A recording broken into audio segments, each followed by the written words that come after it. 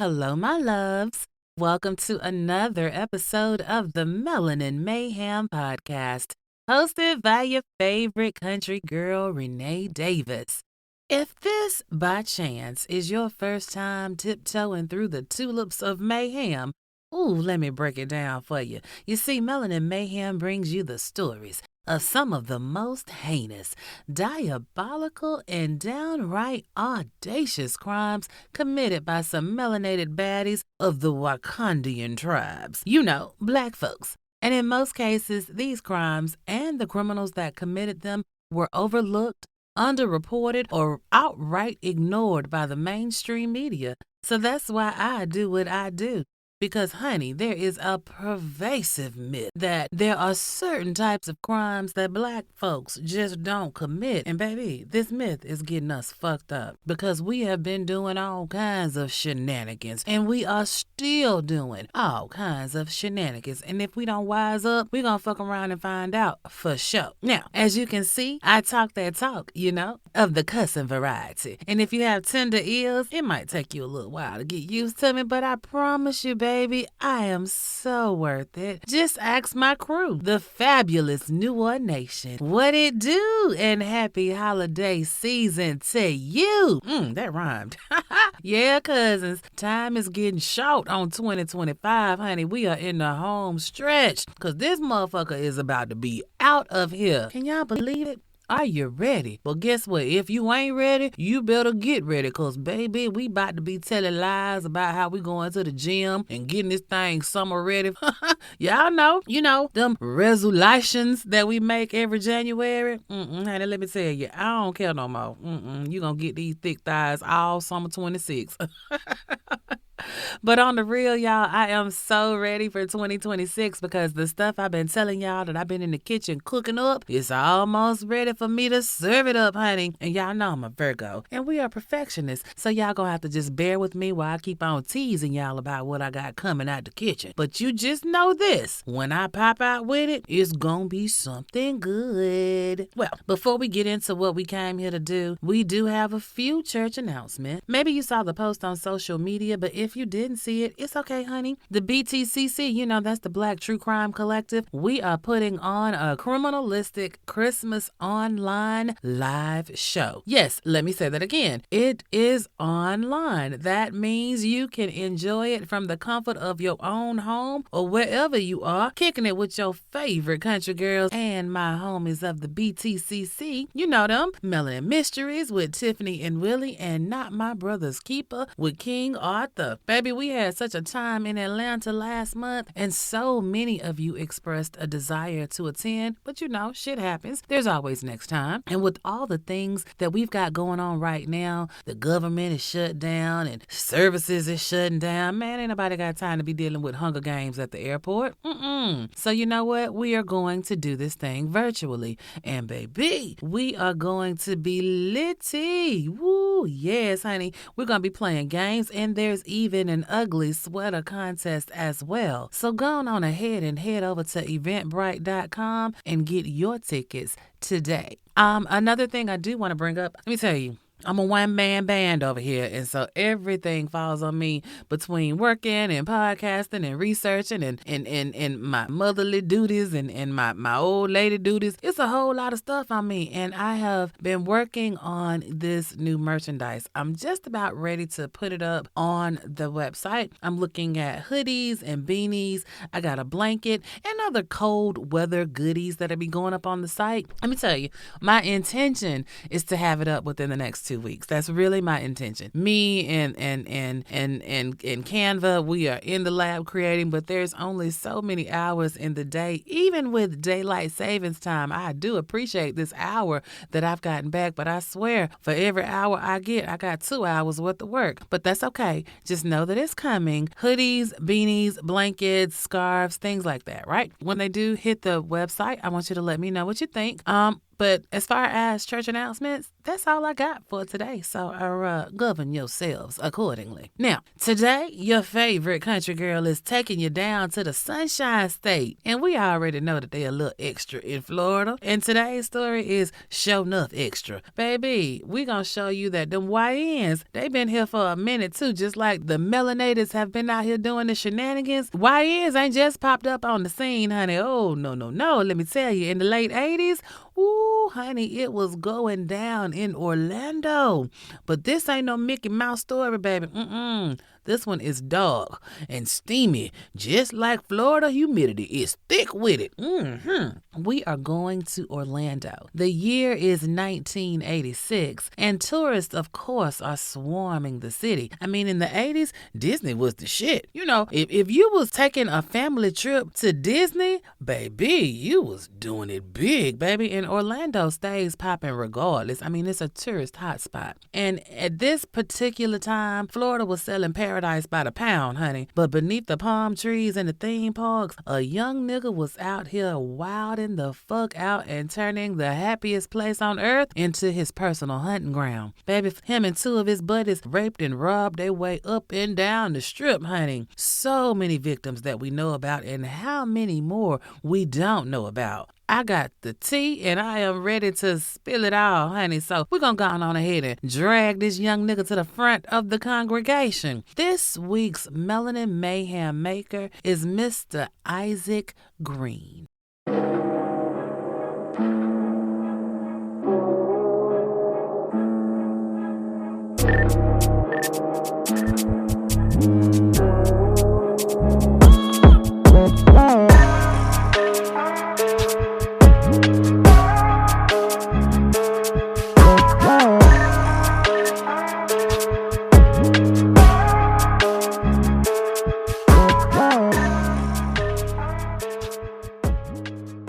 Well, all right then, New Orleans Nation, let's go on ahead and get into it. Now, I'm going to let you know up front, I don't have much of any background information for our Mayhem maker, and this story is of the compact variety, so we're going to wrap this one up pretty quickly. But what we are lacking in length, we are making up for it with the sheer arrogance and audacity of what had happened was. Isaac Green was born and raised in Orlando, Florida, June 6, 1967. Now, we ain't got no clue who spawned this seed of Satan, but we know somebody got together and let some DNA mix up and produced Isaac, right? And by his own admission, he was already deep in the streets as a child. Say he got caught stealing a neighbor's dog when he was 8, and this is how he started his descent into being a full-time student of the art of criminaling. If you fast forward a decade, that same energy has turned this nigga into a full-blown OG criminal. We talking by the age of 19, he's addicted to cocaine. He broke and he hungry for a quick come up. Now with a habit to support and no ends and dividends, y'all know this ain't gonna end well, right? Honey, Isaac was determined that he was gonna take whatever he needed to get what he wanted, which was his daily fix and to live large. Now y'all know, just like now, them YNs, they are not solitary. They don't run by themselves. They usually run in a pack. And Isaac wasn't no different.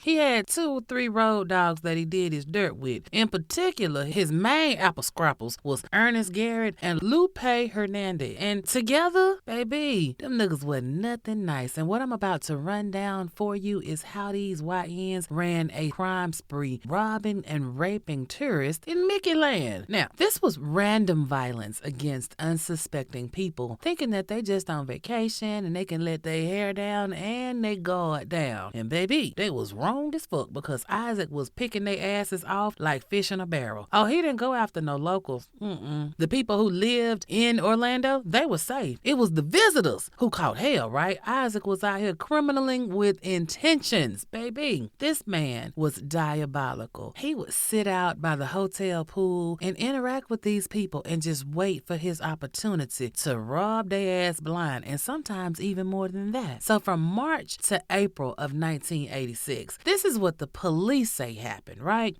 Isaac terrorized Orlando Orlando's tourist quarter, right? They stole anything that wasn't tied down, including Punani. Now, who knows exactly when it all started? Because according to Isaac, the shit the police think they know ain't even the tip of the iceberg. But what the police do have on their blotter says that Isaac got started in March of 1986. March 28th, 1986 to be exact. Isaac robbed 2 sets of tourists in their hotel room, one after another. Like, how you go in one room, lay these folks down, threaten their asses with hot lead to the dome, take they shit, leave just to go across the street to another hotel and do a rinse and repeat. Like, Isaac and his crew, they rob multiple people at the same damn time. But Isaac, oh, he's the man. The crew, they distract the people while Isaac go do what he do. So let's say he go in the Holiday Inn, rob somebody over there, and then they go across the street to the Dewdrop Inn, rob somebody over there. Like, that's audacious and just diabolical as fuck. And he ain't just pointing a gun. He is putting hands on these people. Oh yes, honey, they are getting roughed up. And then he just walk off into the sunset.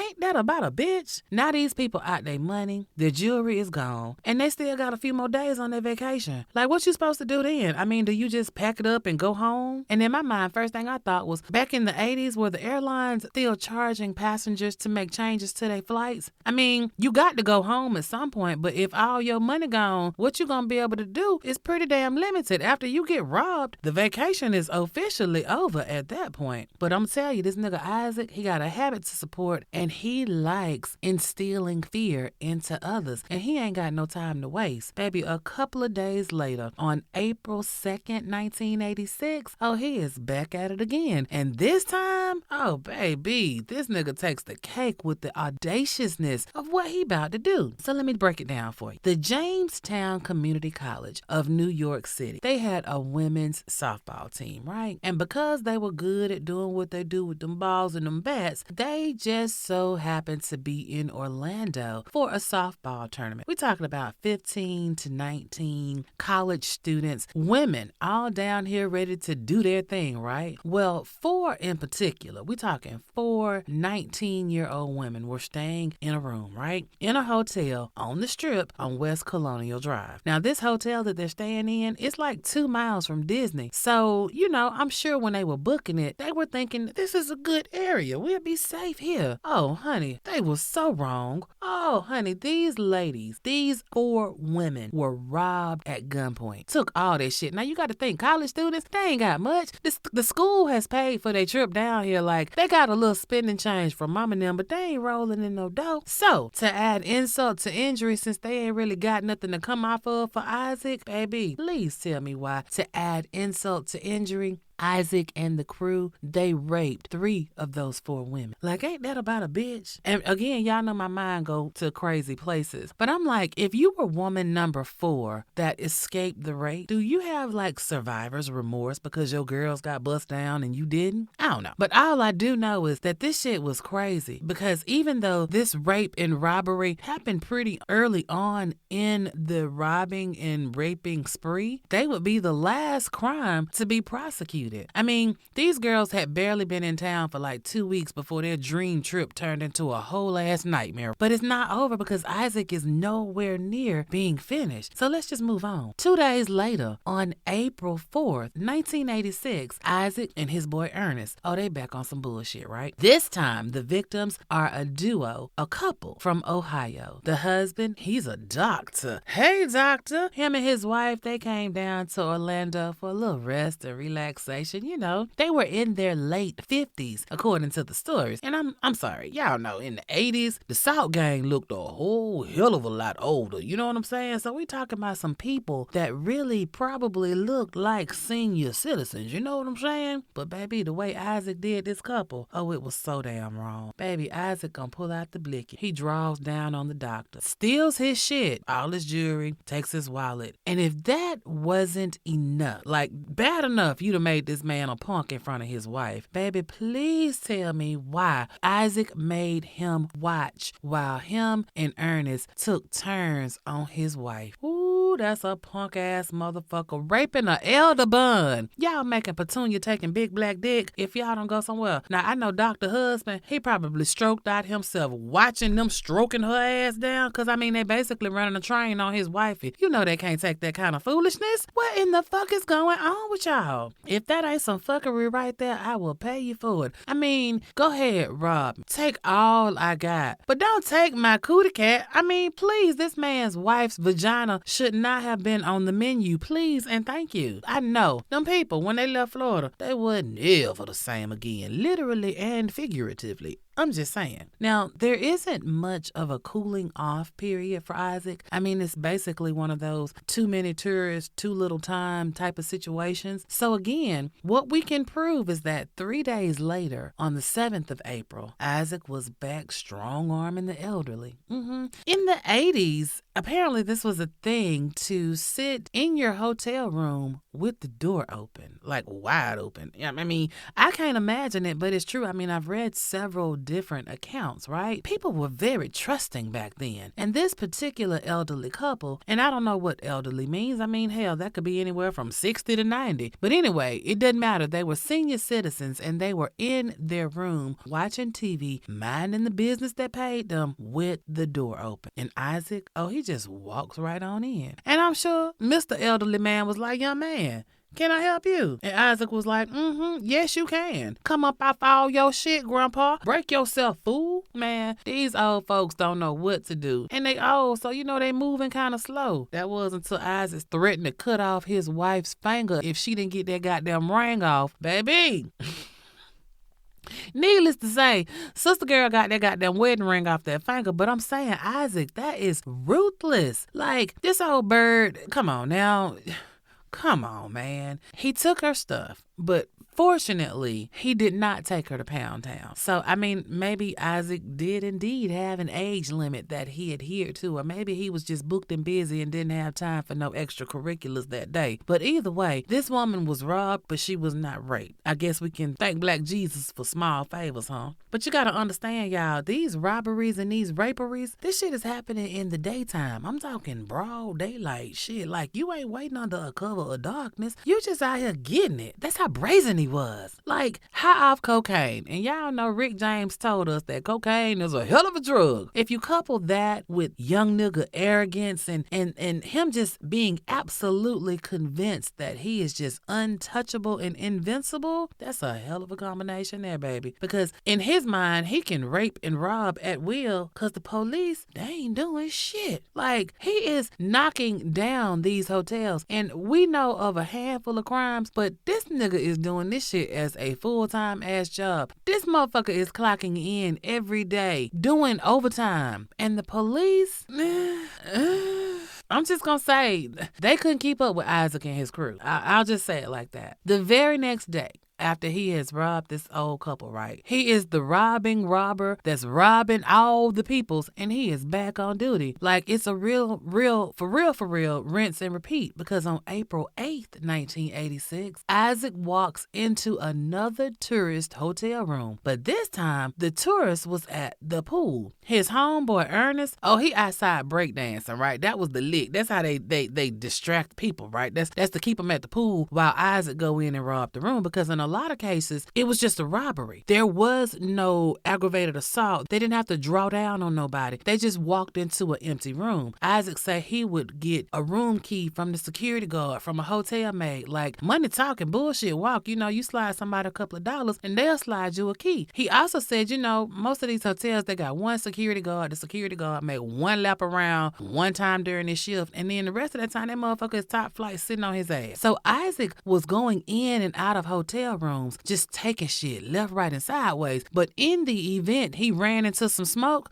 he was ready with that blicky to lay a motherfucker down. And that's exactly what happened on this day, April 8th. So the friend is outside breakdancing. The person whose room is being robbed, I guess they decided, I ain't studying this shit. I'm finna take my ass back inside, right? And so this person goes back into their room and walks in on Isaac. Of course, you ain't got to be there to know that the first words out this man's mouth had to be something like, what the fuck is you doing in my room? You know what I'm saying? And then, of course, here come Isaac pulling out the switch and laying this Flower Ranger down. This man had $2,500 in his room along with some jewelry. Man, Isaac got all that shit and popped old boy upside his head 2-3 times before he fled. But you know what? Here's the thing. Being a greedy motherfucker will get you caught every single time. I mean, because he done came up, right? You got $2,500 and some jewelry. Instead of him calling it a day, we finna keep this thing rolling. They wanted to do some more robbing, not knowing that the gig is up. You don't know the gig is up, but the gig is most definitely up because, baby, all crimes, you run out of road eventually. And that same day, April 8th, 1986, right around the same time Isaac was performing this last little lick, the Orlando Police Department and the Orange County Sheriff's Office,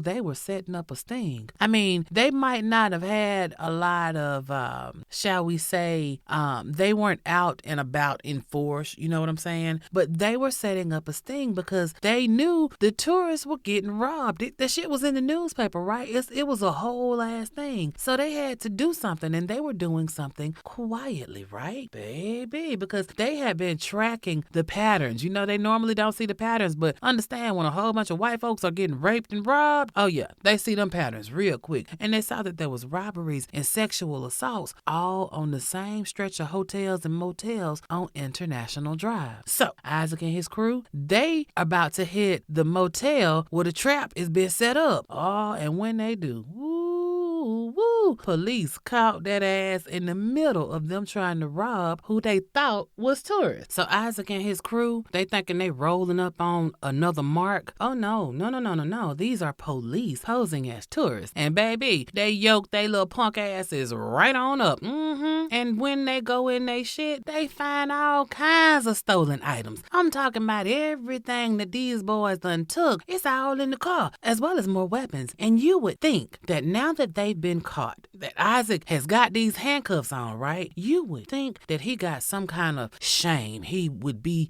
slightly remorseful for his action. But oh, honey, not that puss ass Isaac. Honey. This nigga ain't shamed of shit. When they get him down to the precinct, y'all ain't gonna believe that he is laughing and shit. And when they get him in the box, he gonna tell the detectives why he did it. Oh, his quote was, he says, they were just tourists. They don't belong here. Nah, nigga. They about to show you where you belong.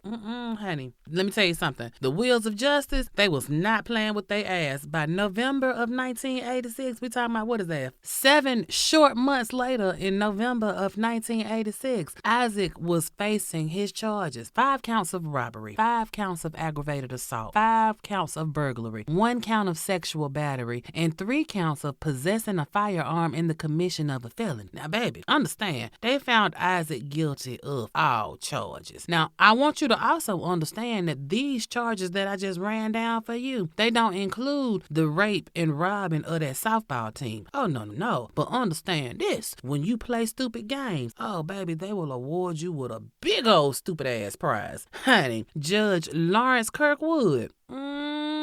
Lawrence Kirkwood got his lick back for everybody, baby. Cause tell me why Judge Kirkwood sentenced this diabolical motherfucker to 8 life sentences right off the bat. I get it. The crimes, they was criming for sure. I was clutching my pearls a little bit when I read the sentence. I get it. I truly get it. But at the same time, in 2025, I am used to young niggas getting light sentences or whatever. Y'all know what I'm talking about. They do some stupid shit and then they get some probation or something like that. 8 life sentences? I was in this mug clutching my damn pearls.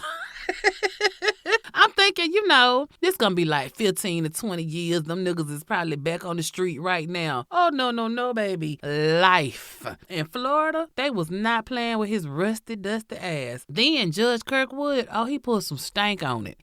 Sometimes you have to pop your shit when a motherfucker think they done got over on you. Why Judge Kirkwood? He was like, hey, man, it's my understanding that life means life in Florida. Ooh, that's right, New Orleans Nation. Florida don't do no parole no more. Ooh, child. Now, here is a fun history factoid to tuck away just in case you thinking of acting a fool in the Sunshine State. Baby, Florida abolished parole October 1st, 1983. Honey, they're not playing with you. Any crimes committed after that date that got the L word for a sentence, they mean that shit. You gonna do all your motherfucking time. Honey, that puts a new meaning on don't do the crime if you can't do the time. No parole, honey. Now, they still got probation. But as far as parole, time off, we're not doing that. You, if you get life, you gonna get life. So I need y'all to understand, Isaac was in court in November of 1986. But just 3 months later, after getting that long ride, he is back in the courtroom in February of 1987. This time, him and his homie Ernest, they're in the courtroom to answer for the rape and robbery of the Jamestown softball team. Oh, yes, they wasn't through with they monkey ass. Now, when they go to court in February of 1987, they're facing 13 counts, 4 rapes, 3 armed robberies, and the rest was aggravated assaults, right? Well, Judge James Stroker, he stroked their asses all right. When I tell you that motherfucker fucked their asses with big dick energy, oh, Stroker stroked that ass. Baby, that judge gave them another 8 life sentences. Isaac got 16 motherfucking life sentences in total. Ooh, Lord. Tell me how you show a motherfucker you ain't playing with their ass. Like, I don't even think Black Jesus let you get reincarnated 16 times. 16? Man, he ain't gonna never see the outside or breathe free air ever again. Ever? Forever. I mean, think about it. At age 18, this motherfucker got 16 life sentences. Now, don't get me wrong. I get it. Like, the state was making an example out of Isaac. He out here wilding out and fucking up the church's money because, understand, Florida, Orlando, the economy is built on tourism, and y'all are scaring the tourists. The newspapers are running all these stories about how crime is so bad against tourists. And I mean, yeah, they didn't have the internet or anything back there, but, you know, the telephone game. Don't come down to Florida. You know, they fucking folks up in Florida. So, you know, tourism was taking a hit, and they couldn't have that. So, yeah, I get it. I get it. You trying to make a point. But at the same time, I mean, we done seen many mayhem makers kill buku motherfuckers and not get that much time. I mean, yes, raping and robbing is serious, but Isaac didn't kill nobody. But he got time like he killed a whole lot of somebodies. Now, but it is what it is. You need to know where you at when you doing what you do. You know what I'm saying? So that's why I gave y'all that little factoid about Florida not having no parole. Don't go down there fucking around thinking that you gonna goddamn get some time off because you know you cute or whatever. But here's what sometimes you have to shut the fuck up because it's free, but some people, they don't know how to do that shit. And after Isaac goes to prison, that's to me when he gets real negacious, right? I mean, because you would think that after getting his life snatched from him, that maybe Isaac would go sit down somewhere and just be quiet and reflect on the choices that he has made that's gotten him in this predicament where he got 16 life sentences. But oh no, honey. This young nigga got negacity on top of negacity on top of negacity, like they was selling that shit at the gas station, buy one, get 4 free. He is locked up at Lake Butler Prison at the time. He's fresh in the joint, right? And he has decided that he needs to get some press. He is going to do an interview with the Orlando Sentinel. That's a newspaper, a local newspaper in Orlando. And this man, this young man, this unrepentant predator that ain't got no shame or no remorse is still laughing about his crimes to a reporter who was recording all of this shit and gonna put it out there. Isaac tells this reporter, quote, "They were like fruit waiting for a picker. You wouldn't see an Orange County resident walking around like that. You could tell who's out of place. They got gold watches and gold chains. They like being looked at. Like, sir, you need to be talking about how you sorry and you didn't mean it and the cocaine had to ate your brain up and you remorseful now." But no, you blaming the tourists for coming to Orlando, fueling the economy for getting robbed.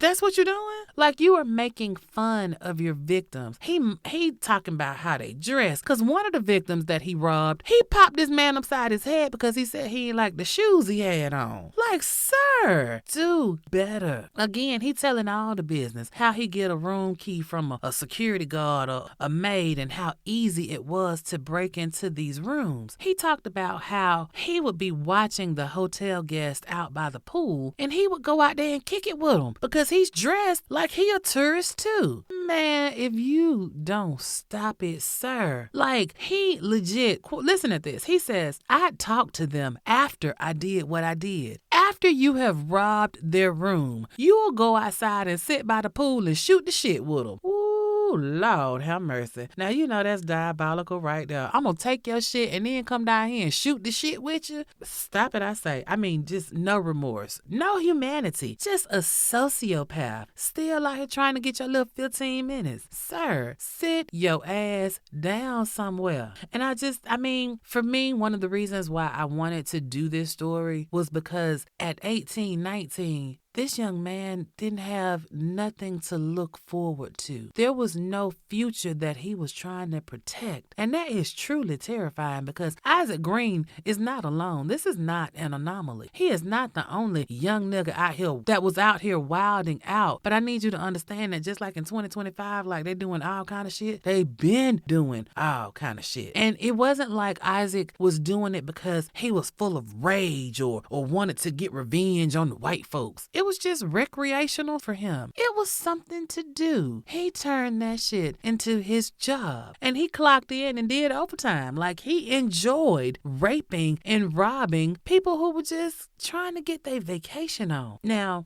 it's crazy because, yeah, they did get caught, but it ain't necessarily because they were out here criming it up. I mean, because understand, all of the time this stuff was going on and being focused on in the media. The media wasn't focusing on Isaac because of the brutality of his crimes. No, they were focused on the threat to tourism. I mean, all of the headlines as I'm going back looking through these old newspapers, it was like crimes against tourists. Tourists robbed again. Tourism rates going down. It was all about the money. The panic wasn't about the women being raped. It wasn't about the robberies, the people's dignity being taken. It was because the hotel bookings were dropping. Like, Florida, I understand. It's built its economy on fantasy, right? And Isaac was out here shattering that shit. So, you know, they had to do what they had to do. But, you know, for a city that sells sunshine, suddenly they had to talk about the shadows. You know what I'm saying? And you know, the hotel owners, they out here putting more locks on the doors and telling people, you know, don't sit with your door open. But they were not focused on the fact that, hey, why is this young man out here doing this? He got a crew. Why are they out here doing this? What can we do for our youth? How can we help our homegrown not be out here like this? No, ain't nobody studying that shit. Ain't nobody ever been studying that shit. Like Isaac Green, one of many. And yes, he is doing life, but there's other little black boys that are out here criming it up all over the United States. And ain't nobody paying no attention to the root causes. It's just what can we do and how can we get over and how can we make this not affect the bottom line? I mean, y'all, let's be real. Isaac Green, he wasn't no criminal mastermind. He wasn't no genius at this shit. He was just a punk ass street kid that figured out how to lord his little power and create fear in people who were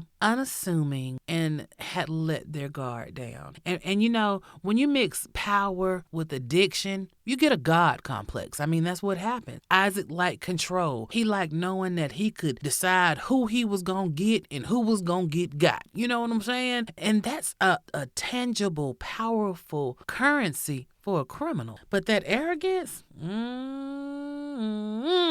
that come from him. You know, remember I told you he started early and he didn't really have to answer for his crimes until he did have to answer for his crimes. Now, Isaac Green today, y'all, is inmate number 106838 at the Martin Correctional Institute in Indiantown, Florida. Now, I had to look that up on a map because where the fuck is Indiantown? I mean, and can we just say that Indiantown sounds kind of racist? But, you know, this is Florida, so, you know, it is what it is. But Indiantown, where this prison is not too far from Port St. Lucie, going south, like heading towards Palm Beach in that area. And as of today, Isaac is 58 years old. 58 years old. Like, he has spent his entire life in prison. He spent more time behind bars than he did out in the free world.